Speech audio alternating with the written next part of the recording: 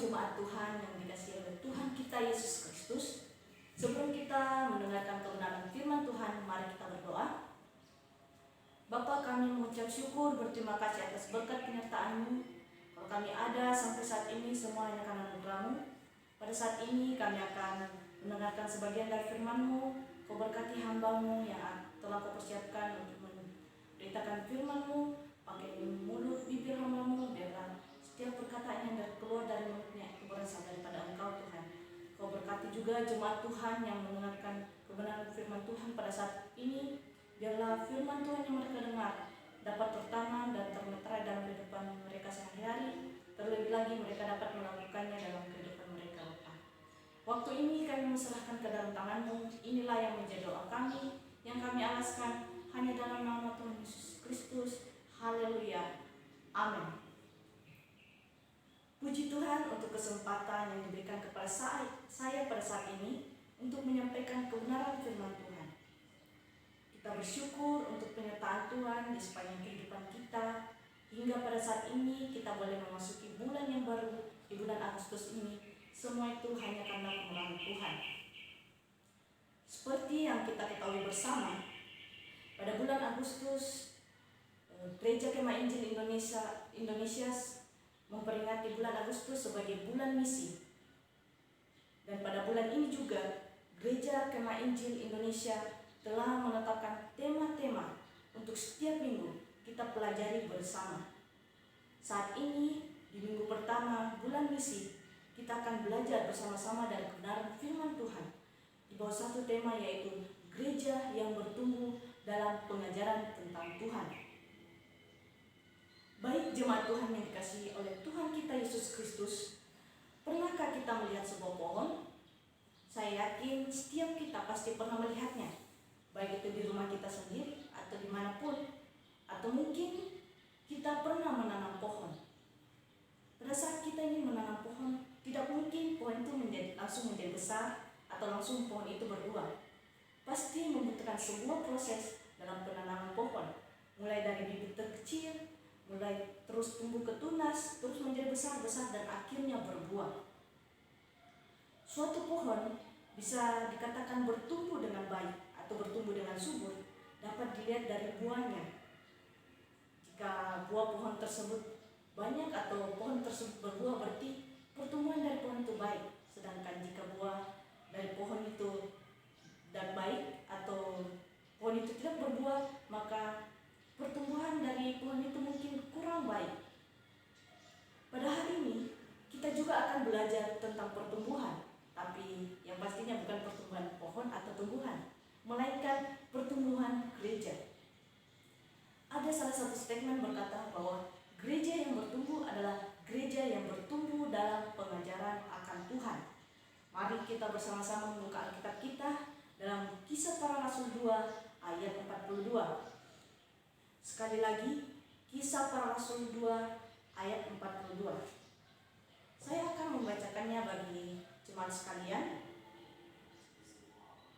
Dalam Kisah Para Rasul 2 ayat yang ke-42 berbunyi demikian: mereka bertekun dalam pengajaran rasul-rasul dan dalam persekutuan, dan mereka selalu berkumpul untuk memecahkan roti dan berdoa. Baik jemaat Tuhan yang dikasihi oleh Tuhan kita Yesus Kristus, ayat ini mungkin bukan lagi ayat asing untuk kita baca atau kita dengar, atau mungkin kita sudah sering berkali-kali mendengarkan ayat ini. Tetapi hari ini kita akan kembali belajar bersama-sama melalui ayat ini. Seperti yang telah kita baca bersama, di mana ayat 42 bagian A menulis bahwa mereka bertekun dalam pengajaran rasul-rasul. Siapakah mereka yang dimaksud dalam teks ini? Mereka ialah orang-orang yang mendengarkan khotbah dari Rasul Petrus.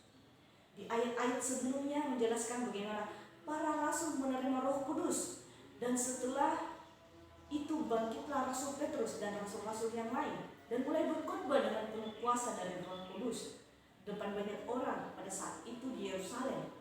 Dan setelah mendengar khotbah dari Rasul Petrus, banyak orang menjadi percaya dan menyerahkan dirinya untuk dibaptis, serta mereka menerima ajaran rasul-rasul dan bertekun dalam pengajaran-pengajaran itu. Ada beberapa hal yang menyebabkan gereja mula-mula bertekun dalam pengajaran rasul-rasul. Hal yang pertama yang menyebabkan gereja mula-mula bertekun dalam pengajaran rasul-rasul ialah pengaruh kuasa Allah Roh Kudus sangat nyata dalam pengajaran dan khotbah serta pelayanan para rasul.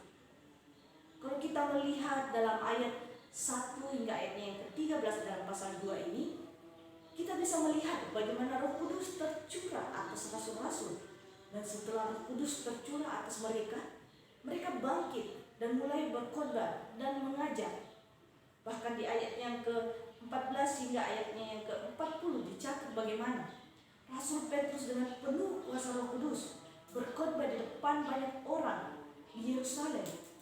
Sehingga pada saat orang banyak mendengar khotbah dari Rasul Petrus, mereka mulai melihat bahwa kuasa Allah sungguh nyata dalam khotbah dan pengajaran Rasul Petrus. Dan melalui khotbah tersebut, banyak orang menjadi terharu mendengarkan khotbah Rasul pada saat itu yang penuh dengan kuasa Roh Kudus. Dan setelah mereka mendengar khotbah itu, mereka menjadi percaya serta memberi diri mereka untuk dibaptis. Inilah hal yang pertama yang menyebabkan gereja mula-mula bertekun dalam pengajaran rasul-rasul, yaitu pengaruh kuasa Allah Roh Kudus sangat nyata dalam pengajaran dan khotbah serta pelayanan para rasul pada saat itu. Hal yang kedua yang menyebabkan gereja mula-mula bertekun dalam pengajaran rasul-rasul ialah pengajaran rasul-rasul itu menekankan tentang pertobatan dan pemulihan rohani. Pada ayat yang ke-38 hingga ayatnya yang ke-40, Rasul Petrus berkata kepada orang banyak, "Bertobatlah, beri dirimu dibaptis dalam nama Yesus Kristus untuk pengampunan dosa." Bahkan dalam ayat yang ke-40, Rasul Petrus berkata, "Berilah dirimu diselamatkan dari angkatan yang jahat ini." Dari ayat ini sangat jelas bahwa pengajaran Rasul Petrus menuju pada pertobatan serta pemulihan rohani bagi setiap orang yang mendengarkan pada saat itu. Bahkan dalam isi khotbah Rasul Petrus di ayat yang 14 hingga ayat yang ke-36 sangat banyak menekankan tentang pertobatan. Inilah mengapa gereja mula-mula bertekun dalam ajaran rasul-rasul, karena fokus ajaran rasul-rasul adalah pertobatan serta pemulihan rohani, bukan tentang bagaimana menerima berkat setiap hari, bukan tentang bagaimana menjadi sukses dan lain sebagainya. Memang kita perlu berkat, memang betul kita perlu menjadi sukses, tetapi ini bukan hal yang menjadi fokus atau yang terpenting pada saat ini. Pada saat itu, rasul-rasul pada saat itu mengerti apa yang menjadi hal yang terpenting untuk diajarkan. Karena bagaimana kita bisa menerima berkat kalau kita belum bertobat? Bagaimana kita bisa menjadi sukses kalau rohani kita sedang sakit? Bagaimana rohani kita tidak sedang sakit kalau hanya diberi asupan 1 kali seminggu? Kita hanya membaca kebenaran firman Tuhan hanya pada saat hari Minggu saja. Dari Senin sampai Sabtu kita menutup Alkitab kita dan membiarkan di atas meja. Inilah yang menyebabkan gereja mula-mula bertekun dalam ajaran rasul-rasul, karena mereka menekankan hal yang paling utama, yaitu pertobatan dan pemulihan rohani. Inilah hal kedua yang menyebabkan gereja mula-mula bertekun dalam pengajaran rasul-rasul. Dan hal yang ketiga yang menyebabkan gereja mula-mula bertekun dalam pengajaran rasul-rasul ialah kesediaan hati jemaat mula-mula untuk menerima pengajaran. Dalam ayat ke-37 kita bisa lihat bagaimana respon orang banyak pada saat setelah mendengar khotbah dari Rasul Petrus. Bagaimana sikap kesediaan hati mereka berkata, "Apa yang harus kami perbuat?" Dari pertanyaan ini mereka terlihat bagaimana kesediaan mereka untuk menerima ajaran Rasul Petrus pada saat itu. Bukannya mereka mempertanyakan atau membantah apa yang menjadi pengajaran rasul-rasul pada saat itu, tetapi dengan kesediaan hati mereka menerima ajaran itu dan mau taat. Akhirnya Rasul Petrus memberitahukan apa yang harus mereka lakukan, dan mereka pun melakukannya dengan taat.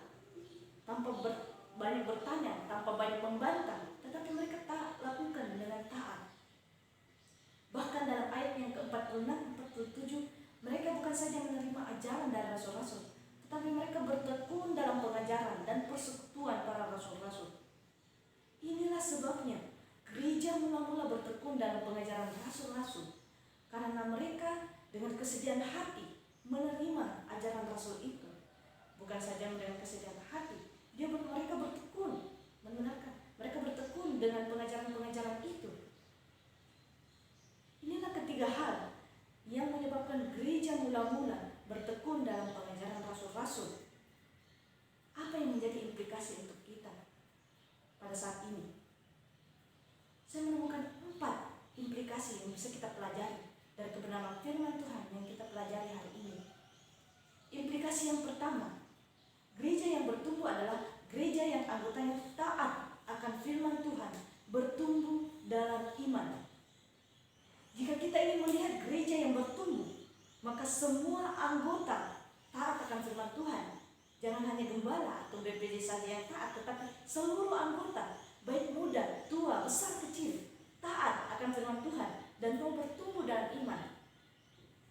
Gereja yang bertumbuh adalah setiap anggota mau taat akan firman Tuhan. Mari kita belajar taat. Jangan hanya menunggu satu dua orang saja yang taat, tapi mari mulai dari diri kita sendiri. Mulai kita taat akan firman Tuhan. Kita rindu untuk bertumbuh dalam iman. Inilah implikasi pertama yang bisa kita pelajari dari kebenaran firman Tuhan pada saat ini. Implikasi yang kedua yang bisa kita pelajari bersama-sama dari kebenaran firman Tuhan pada saat ini, yaitu gereja yang bertumbuh dalam pengajaran adalah gereja yang mau belajar dengan sungguh-sungguh, ingin mengalami kuasa Allah dan kebenaran firman-Nya. Gereja yang bertumbuh dalam pengajaran adalah gereja mau belajar dengan sungguh-sungguh, bukan hanya mau belajar dengan sungguh-sungguh, tetapi ingin mengalami kuasa Allah dan kebenaran firman-Nya. Bagaimana kita mengalami kuasa Allah? Yaitu melakukan kebenaran firman Tuhan. Bagaimana kita mau mengalami kuasa Allah kalau kita tidak melakukan apa yang menjadi isi firman Tuhan? Maka dari itu, jangan hanya membaca dan merenungkan saja kebenaran firman Tuhan, tetapi lakukan itu dalam kehidupan kita sehari-hari. Jangan hanya kita mendengarkan saja khotbah-khotbah, tetapi kita tidak melakukannya. Jika kita ingin mengalami kuasa Allah, maka lakukanlah setiap kebenaran firman Tuhan yang kita dengar. Lakukanlah setiap kebenaran firman Tuhan yang kita renungkan. Inilah implikasi yang kita bisa pelajari bersama-sama pada saat ini, yaitu mau belajar dengan sungguh-sungguh dan ingin mengalami kuasa Allah dan kebenaran firman-Nya. Implikasi yang ketiga yang bisa kita pelajari dari kebenaran firman Tuhan pada saat ini ialah gereja yang menghargai, mentaati, dan menghormati pemimpin karena pengaruh kuasa Allah, Roh Kudus yang nyata dalam pengajaran dan pelayanan mereka. Jika kita ingin melihat gereja yang bertumbuh, maka kita harus menghargai, mentaati, menghormati pemimpin karena pengaruh kuasa Allah, Roh Kudus yang nyata dalam pengajaran pelayanan mereka. Pelayanan yang diberikan oleh pemimpin kita itu adalah pelayanan yang berasal dari Roh Kudus. Seharusnya kita taat, seharusnya kita menghargai, menghormati pemimpin kita. Kalau kita lihat tadi dalam teks kita di Rasul-Rasul, bagaimana poin yang ketiga mengajarkan kita bagaimana kesediaan hati kita untuk menerima pengajaran. Bagaimana kita bersedia hati jika kita tidak taat kepada pemimpin kita tidak menghormati pemimpin kita. Maka dari itu, jika kita ingin melihat gereja kita bertumbuh, maka kita harus mentaati, menghargai, menghormati pemimpin karena pengaruh kuasa Allah Roh Kudus yang nyata dalam pengajaran dan pelayanan mereka. Inilah implikasi yang ketiga yang bisa kita pelajari bersama-sama dari kebenaran firman Tuhan pada saat ini. Dan yang terakhir, implikasi yang terakhir yang bisa kita pelajari bersama-sama melalui kebenaran firman Tuhan pada saat ini adalah pemimpin gereja yang penuh dengan kuasa Roh Kudus.